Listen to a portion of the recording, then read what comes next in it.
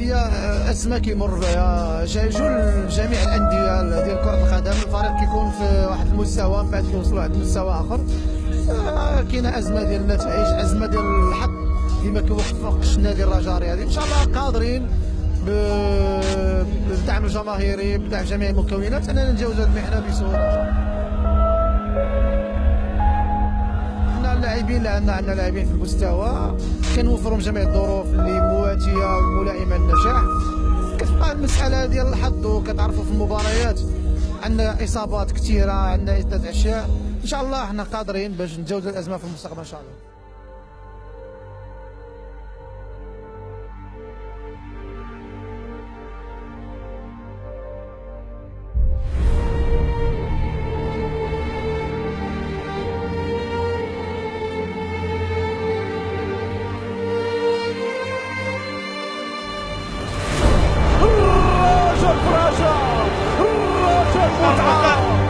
تعلق عاليا في ضمان الأخضر يتألق عبر الأجيال. صد أنصار الرجاء هم الذين يصنعون الحدث في المدرجات.